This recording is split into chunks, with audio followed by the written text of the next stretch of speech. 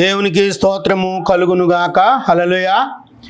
ప్రియమైనటువంటి దేవుని పిల్లలారా, మీ అందరికీ కూడా ప్రభు అయినటువంటి యేసుక్రీస్తు నామములో మీ అందరికీ శుభాభివందనాలు తెలియజేసుకుంటున్నాను. దేవుడు ఈ దినం మనకు అనుగ్రహించినటువంటి మంచి సమయం మనకు ఎంతో అమూల్యమైనటువంటిది. ప్రియ దేవుని పిల్లలారా, గత కొన్ని వారాలుగా మీరు దేవుని యొక్క వాక్యాన్ని వింటున్నారని, వాక్యాన్ని మీరు తింటున్నారని నేను ఎంతగానో సంతోషిస్తున్నాను. ఇప్పటి వరకు మీ అందరికీ కూడా పాపాన్ని ఎంత పోగు చేసుకుంటున్నాం అనేదాన్ని మొదలుపెట్టినప్పుడు ఇప్పటికి 18 విషయాలు చెప్పాను మీకు. ఈ రోజున నేను 19వ విషయాన్ని మీ ముందుకు తీసుకురాబోతున్నాను.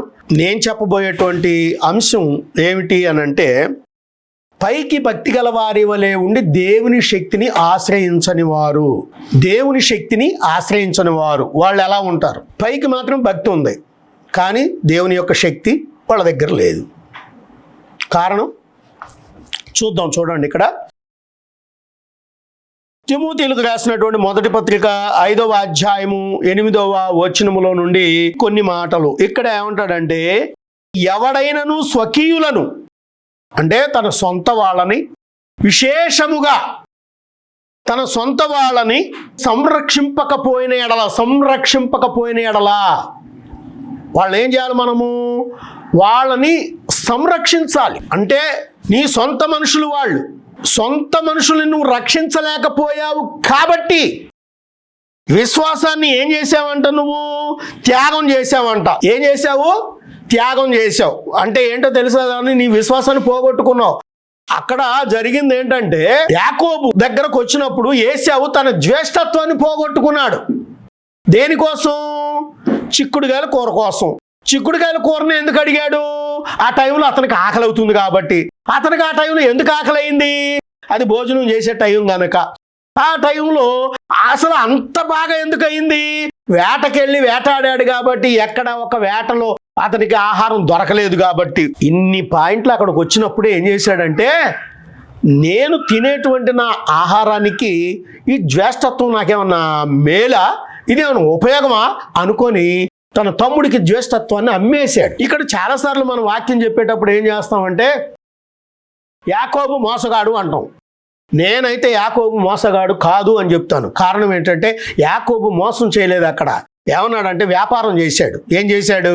అబ్బాయి, ఇది నీకు కావాలంటున్నావు, ఇది నేను వండుకున్నా, నేను ఇష్టంగా వండుకున్నా, తిందాం అనుకుంటున్నా, నువ్వు నాకు కావాలని అడిగావు కాబట్టి ఇది నీకు ఇవ్వాలంటే నువ్వు నాకేమి ఇస్తావు అని అడిగాడు. అక్కడ స్పష్టంగా ఏమి ఇచ్చాడంటే, దేవుడు నీ జ్యేష్ఠత్వాన్ని ఇస్తే నేను ఇది అమ్మేస్తాను అన్నాడు. ఇక్కడ వ్యాపారం చేశాడు. ఒరే పిచ్చోడా, నా జ్యేష్ఠత్వాన్ని అడుగుతావు, నేను ముందు పుట్టోండి, నేనైతే నేను ఎందుకు ఇస్తా, ఇస్తే ఇచ్చావు లేకపోతే లేదు అనుకున్నాడా? అనుకోలా. ఏం చేశాడు? అక్కడ ఇలాంటివి అనుకోవటం మానేసి, ఈ జ్యేష్ఠత్వంలో నాకేంటో ఉపయోగం, తీసేసుకోపో అన్నాడు. అది తినేశాడు. ఈరోజు మనం కూడా ఏం చేస్తున్నామంటే, మన యొక్క పిల్లల విషయంలో, నీ భార్య విషయంలో, నీ కుటుంబ విషయంలో నువ్వు కూడా ఇది ఎంతలే, అది ఆటోమేటిక్ వెళ్ళిపోద్దలే. అరే ఏంటయ్యా, నీ కొడుకు మొన్న సినిమా థియేటర్ దగ్గర కనపడ్డాడు, అలాగా ఎరా అని కొడుకుని గద్దించి ఇది మంచిది కాదు అని దేవుని వాక్యం చెప్పి ఇది తప్పు అని చెప్పట్లా. ఆడే మారతాడులే దేవునికి స్తోత్రం అని అంటున్నావు. ఆడే మారతాడులే దేవునికి స్తోత్రం. ఏంటయ్యా, మొన్న నీ కూతురు ఈ బ్యూటీ పార్లర్లో కనపడుతుంది ఏంటి అని అంటే, ఆడపిల్ల కదండి, ఆ మాత్రం ఉంటుందిలే, దేవుడు చూసుకుంటాడులే అంటే ఏంటిది? నీ విశ్వాసాన్ని అమ్మేసుకుంటున్నావు, నీ విశ్వాసాన్ని తాకట్టు పెట్టుతున్నావు. విశ్వాసాన్ని ఏం చేశావంట? నువ్వు త్యాగం చేశావు. అక్కడ ఏశావు ఏ విధముగానైతే త్యాగం చేశాడో తన జ్యేష్ఠత్వాన్ని, ఈ రోజు కూడా నువ్వు అదే పోగొట్టుకుంటున్నావు. అందుకే దేవుని యొక్క దృష్టిలోను, సంఘంలోను అనేక చోట్ల కూడా వెళ్ళిపోతున్నావు వెనక్కి. కారణం, నువ్వు విశ్వాసివి కాదు, విశ్వాసాన్ని త్యాగం చేశావు. నీ పిల్లల విషయంలో పిల్లోళ్లే సర్దుకుపోతాం, దేవుడు చూసుకుంటాడు, పిల్లోళ్లే జాగ్రత్త పడతాడు, పిల్లలే ఆడపిల్ల కదా. ప్రతి విషయంలో మనం ఎంత కరెక్ట్గా ఉంటే అంత కరెక్ట్గా దేవుడు తన కార్యాన్ని చేస్తాడు. ఇక్కడ పిల్లేలే అని ఎప్పుడైతే నువ్వు నిర్లక్ష్యం చేస్తున్నావో, ఎప్పుడైతే ఆ విధంగా వారిని గద్దించకుండా ఉంటున్నావో, అప్పుడే నీ విశ్వాసాన్ని త్యాగం చేసావు, అంటే జ్యేష్ఠత్వాన్ని అమ్మేసుకుంటున్నావు. భార్య విషయంలో కూడా నా భార్యలే అదే మారుద్దిలే. ఎప్పుడు ఎందుకు మారుద్ది? అలాగే భర్త కూడా నువ్వు అనుకుంటున్నావు ఆయనే మారతాడులేండి, ఇవాళ కాదు రేపైనా మారతాడు, నేను నన్నైతే గుడికి వెళ్ళమంటున్నాడుగా, అంతవరకు చాలులేండి. ఏం చేస్తున్నావు? నీ విశ్వాసాన్ని త్యాగం చేస్తున్నావు, అంటే జ్యేష్ఠత్వాన్ని అమ్మేసుకుంటున్నావు. అసలు మీకు అర్థం కావట్లా. ఆడపిల్లలైనా మగపిల్లలైనా భార్య అయినా భర్త అయినా ఏదైనా సరే కుటుంబం అంతా కలిసి దేవుని సన్నిధిలో గడిపినప్పుడే దేవుని ఆశీర్వాదాలు వస్తాయి. పైకి భక్తి గల వారి వలె ఉండి దేవుని యొక్క శక్తిని ఆశ్రయించని వారై ఉన్నారు అంటే దాని అర్థం అదే. దేవుని శక్తి నీకు లేకపోవడానికి కారణం ఏంటంటే ఆయనే మారతాడులే. భర్త ఒక గదిలో మందు కొడతా ఉంటాడు, భార్య గదిలో ప్రార్థన చేస్తూ ఉంటుంది. వెరీ గుడ్, మంచిదే, అది చాలా మంచి పద్ధతి. కానీ భర్త ఇంట్లోనే ఉంటాడు, భార్య ఒక్కతే గుడికి వెళ్తుంది, ఇది నేరం. నువ్వు అంత ప్రార్థన చేస్తున్నావే, నీ భర్తను మార్చుకోలేకపోతున్నావా? నీ భర్తతో ఒక్క విషయాన్ని గడపలేకపోతున్నావా? నీ భర్తని దేవుని మందిరానికి నడిపించలేకపోతున్నావా? దేవుడు నిన్ను అడుగుతున్నాడు. నీ విశ్వాసాన్ని తాకట్టు పెడుతున్నావు, నీ విశ్వాసాన్ని త్యాగం చేస్తున్నావు. దేవుడు అదే నిన్ను అడుగుతున్నాడు ఈ రోజున. విశ్వాసాన్ని నువ్వు ఎలా త్యాగం చేస్తున్నావు? ఓ ప్రియ సోదరుడా, ప్రియ సోదరి, ఆలోచన చేయి. ఆయనే మారతాడు. ఎందుకు మారతాడు? నువ్వే మార్చాలి.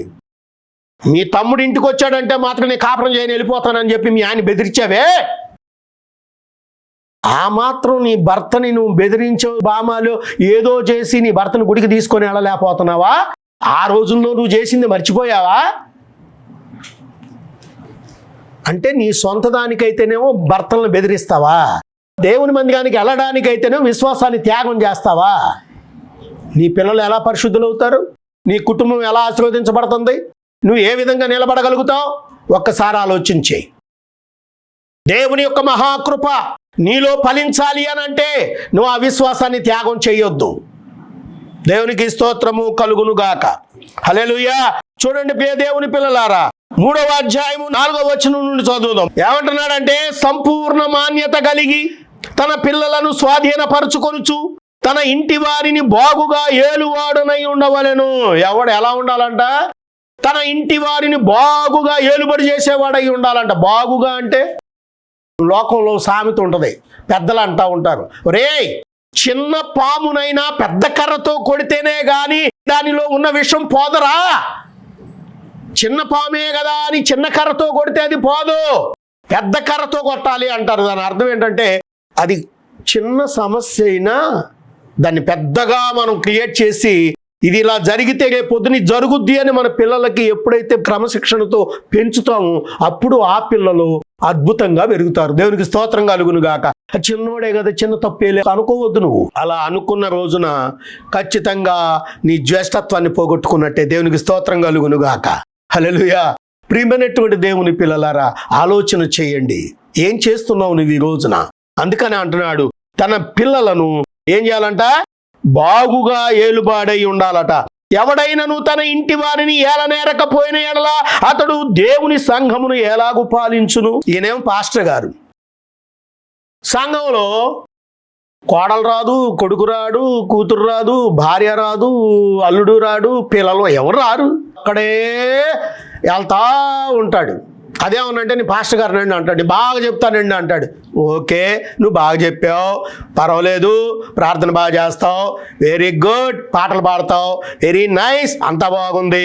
కానీ నీ పిల్లల యొక్క రక్షణ ఏది అని దేవుడు అడిగితే ఏం సమాధానం చెప్తావు? ప్రభువా వాళ్ళు నిదానంగా మారతారయ్యా అంటావా? ముందు నీ కుటుంబాన్ని మార్చుకున్న తర్వాత ఎదటోళ్ళని మార్చడానికి ప్రయత్నం చేయి. దేవునికి స్తోత్ర. హల్లెలూయా.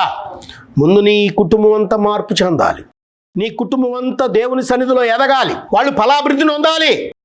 నిన్ను చూసే అనేకులు నీ కుటుంబాన్ని చూసి, పాస్టర్ గారి కుటుంబం ఎంత భయభక్తులు కలిగి ఉంటారు, అది నువ్వు సంపాదించుకోలేకపోతున్నావు. చూడండి, ఇంకొంచెం కిందకు చూద్దాం మనం. అతడు గర్వాంధుడై అపవాదికి కలిగిన శిక్షావిధికి లోబడకుండానట్లు క్రొత్తగా చేయని వాడై ఉండకూడదు. మరియు అతడు నిందల పాలై అపవాది ఊరిలో పడకుండానట్లు సంఘమునకు వెలపల వారి చేత మంచి సాక్ష్యము పొందిన వాడై ఉండవలెను. ఇవన్నీ ఎందుకు చెబుతున్నాడు దేవుడు? మంచి సాక్ష్యాన్ని మనం పొందుకొని ఉండాలంట. ఆ సాక్ష్యం నీ దగ్గర లేకపోతే చాలా కష్టం. విశ్వాసమును త్యాగం చేసినట్టే లెక్క. మరొక మాట చూపిస్తాను, 12వ వచనం. పరిచారకులు ఏకపత్ని పురుషులను తమ పిల్లలను తమ ఇంటి వారిని బాగుగా ఏలువారై ఉండవలెను. పరిచారకులై ఉండి ఆ పనిని బాగుగా నెరవేర్చిన వారు మంచి పదవిని సంపాదించుకొని క్రీస్తు యేసునందలి విశ్వాసమందు బహుధైర్యము గలవారగుదురు అన్నాడు. ఈ రోజున పిరికితనం ఎందుకు వస్తుందంటే నీవు ధైర్యాన్ని కోల్పోయావు కాబట్టి. ధైర్యం నీలోనే ఉంటుంది, దాన్ని నువ్వు కోల్పోతున్నావు. ఎప్పుడైతే ధైర్యాన్ని కోల్పోయావో అప్పుడే సాతానుడు నీ ఇంట ప్రవేశిస్తున్నాడు. వాడి ప్రవేశ మార్గాన్ని నువ్వే కల్పిస్తున్నావు. అది అర్థం చేసుకోవాలి దేవుని పిల్లలారా. దేవునికి స్తోత్రము కలుగును గాక. ప్రియమైనటువంటి దేవుని పిల్లలారా, ఇక్కడ మనం జాగ్రత్తగా ఆలోచన చేస్తే తన కుటుంబమును సరిగా ఏలువాడై ఉండాలని దేవుడు సెలవిస్తున్నాడు. చూడండి, మరొక మాట చూపిస్తాను. ఆదికాండము 19వ అధ్యాయం. బైబిల్ గ్రంథాలు ఉన్నటువంటి వారు మీ గ్రంథాలు చూసుకోండి ఒకసారి జాగ్రత్తగా. ఆదికాండము 19వ అధ్యాయము 18వ వచనములో నుండి ఒక మాటను మనం చూడబద్దులమై ఉన్నాం. దేవునికి స్తోత్ర.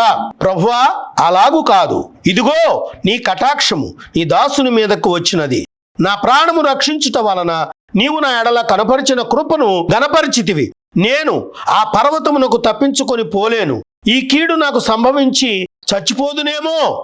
ఇదిగో పారిపోవుటకు ఈ ఊరు సమీపములో ఉన్నది, అది చిన్నది, నాకక్కడ తప్పించుకొని పోనిమ్ము.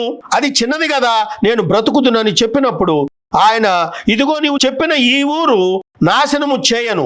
ఈ విషయంలో నీ మనవి అంగీకరించి తిని నీవు త్వరపడి అక్కడ ఎక్కి తప్పించుకొని పొమ్ము. నీవు అక్కడ చేరు వరకు నేనేమీ చేయలేనని చెప్పాను. అందుచేత అతడు ఆ ఊరికి సోయారు అని పేరు పెట్టెను. ఇక్కడ లోతు విషయాన్ని మనం జాగ్రత్తగా చూస్తే తన కుటుంబమును సరిగా ఏలుబడి చేసిన వాడిగా ఉన్నాడు. అక్కడ చేశాడు, బాగుంది. దేవుడు అంటున్నాడు సోదమ గోమర్ర పట్టణాన్ని నాశనం చేస్తున్నాడు. ఆ టైంలో అందులో నీతిమంతులు ఎవరున్నారు అని పరిశీలన చేస్తే లోతు కుటుంబం తప్ప అందరూ కూడా అంత భయంకరమైన పాపంలో ఉన్నారు. దేవుడు అంటున్నాడు, లోతు నువ్వు తప్పించుకొని వెళ్ళు. ఎవరికిచ్చిన ఆజ్ఞ తెలుసది? అబ్రహాముకు దేవుడిచ్చిన ఆజ్ఞ. ఆ సోదమ గోమర్ర పట్టణాన్ని నాశనం చేసే ముందు అబ్రహాము దేవుని దగ్గర వేడుకుంటున్నాడు, అయ్యా ఆడు నా తమ్ముడు కొడుకు, నేను తీసుకెళ్ళాలి, ఎట్లా మరి నువ్వే రక్షించాలన్నప్పుడు ఆ యొక్క సోదమ గోమర్ర పట్టణాన్ని నాశనం చేసే ముందు లోతును తప్పించాడు. 1 వాగ్దానము, 2 వారు కూడా భయభక్తులు కలిగి ఉన్నవారు. అందువల్ల ఆ యొక్క పట్టణములో నుండి వారు తప్పించబడ్డారు.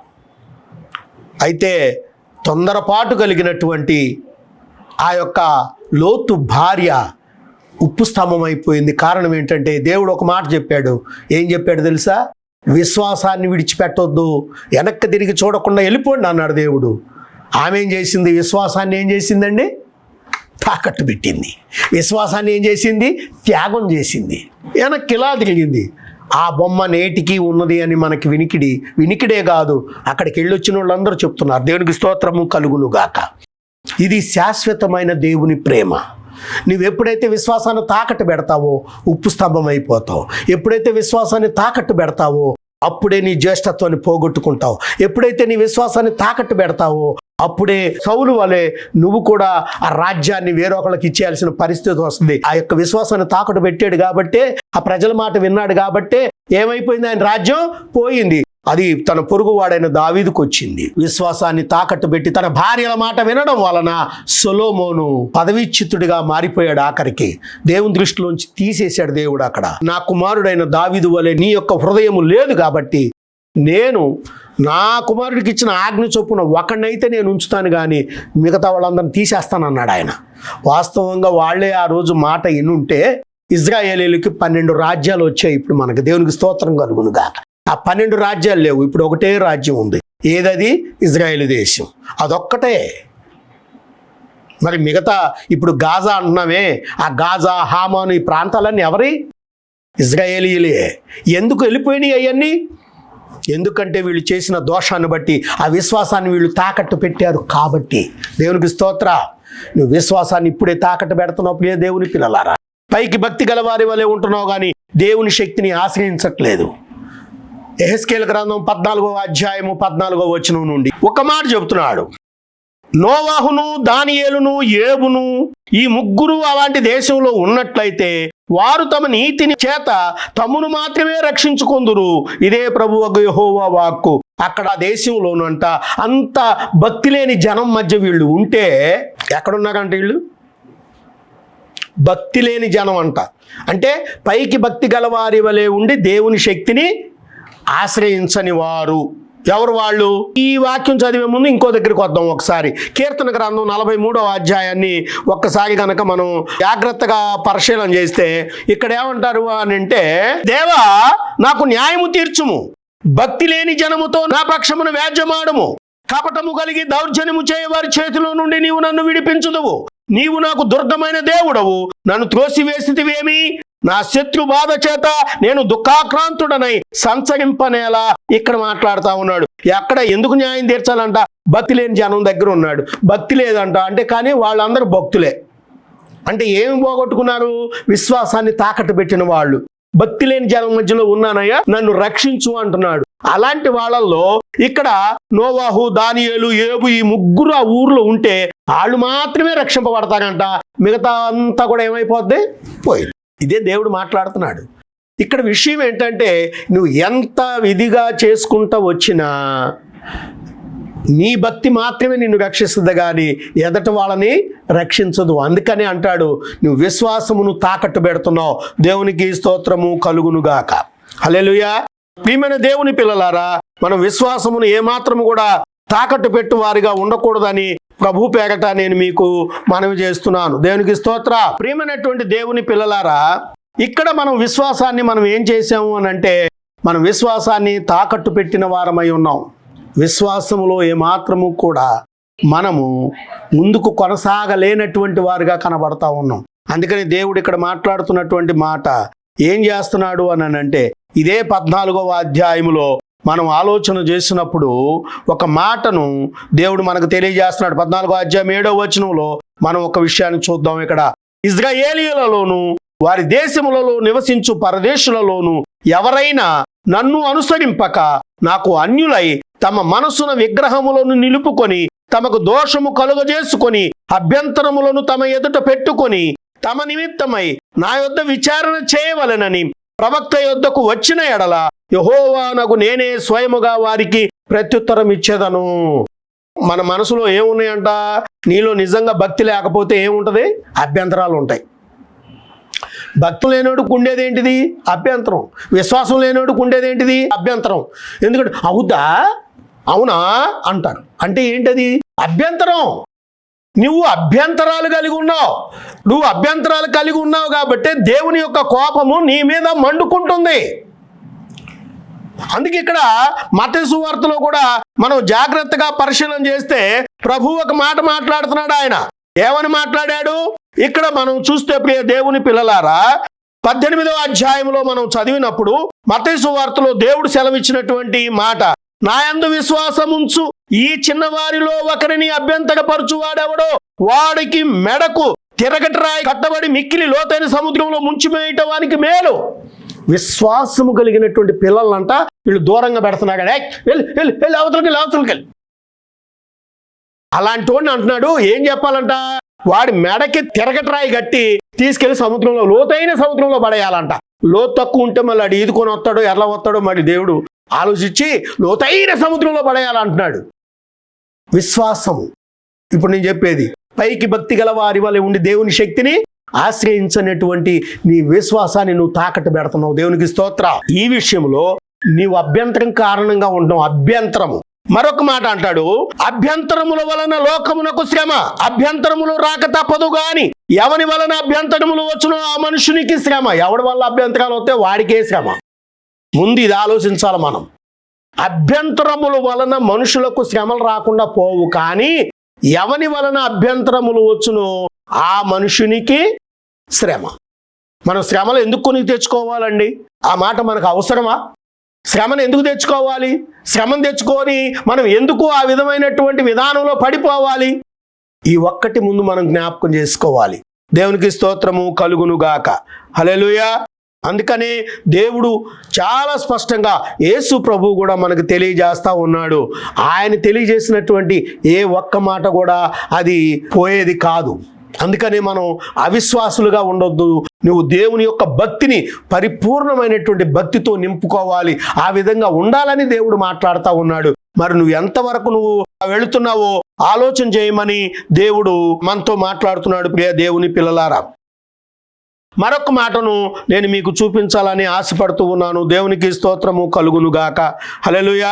అపోస్తుల కార్యముల గ్రంథము 18వ అధ్యాయము 7వ వచనములో నుండి ఒక మాట. అక్కడ నుండి వెళ్ళి దేవుని యందు భక్తిగల తితియు యూస్తు అను ఒకని ఇంటికి వచ్చెను. అతని ఇల్లు సమాజ మందిరమును ఆనుకొని ఉండెను. ఆ సమాజ మందిరపు అధికారి అయిన క్రిస్సు తన ఇంటి వారితో కూడా ప్రభువునందు విశ్వాసం ఉంచెను. మరియు కొరింథీయులలో అనేకులు విని విశ్వసించి బాప్తిస్మము పొందిరి.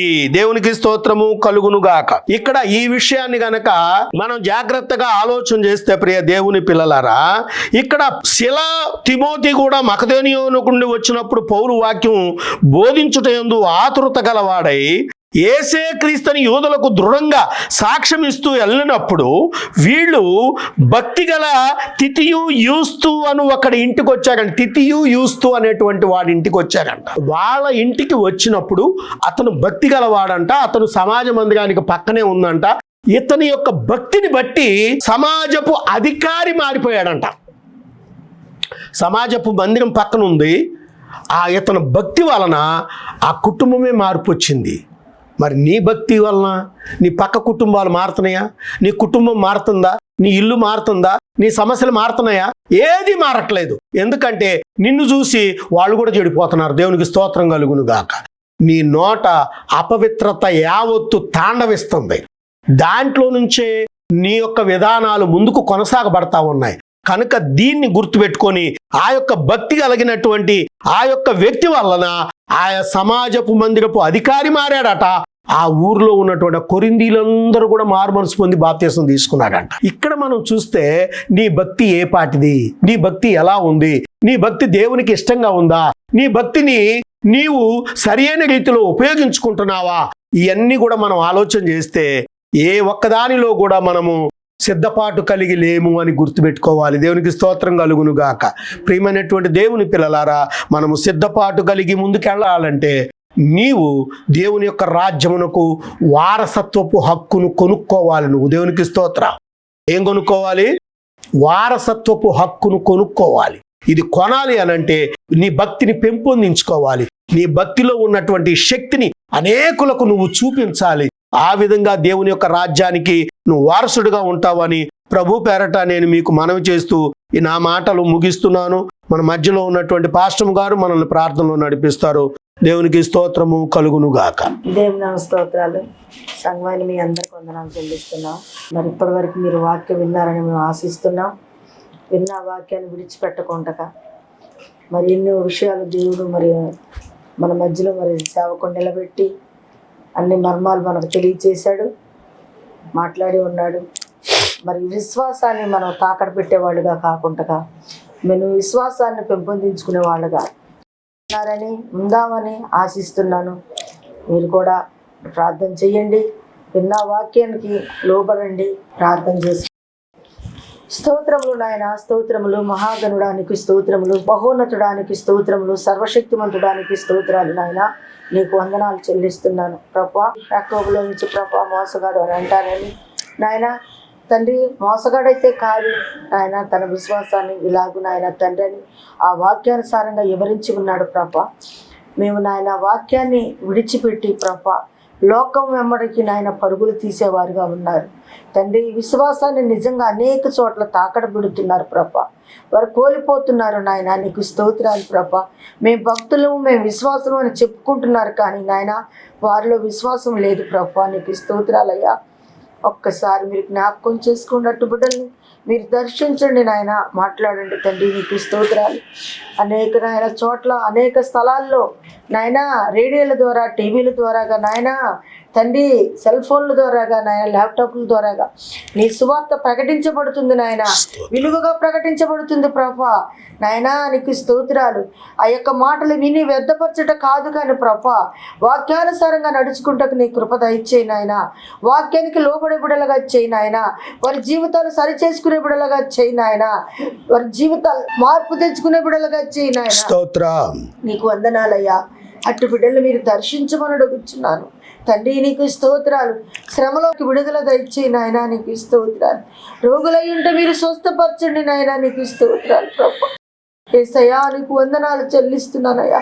పాపములో లోకములో బ్రతుకుచున్న బిడ్డలకు విడుదల దయచేయండి నాయన. నిజమైన మారు మనసు రక్షణ దయచేయండి ప్రభు. నీకు స్తోత్రాలు. అట్టి బిడ్డలు మీరు జ్ఞాపకం చేసుకోండి నాయన. వాక్యము నాయన తండ్రి ఎంతో విలువైనది ప్రభు. ఈ వాక్యాన్ని ఎక్కడ తాకట పెట్టక వాక్యంలో నాయన తండ్రి మేము నిజమే క్రైస్తవులని చెప్పుకుంటూ మోసపోతున్నారయ్యా. వాళ్ళకు వాళ్ళే మోసం చేసుకుంటున్నారు ప్రభు. వారి జీవితాలు మోసపుచ్చుకుంటున్నారు నాయన. నీకు స్తోత్రాలు.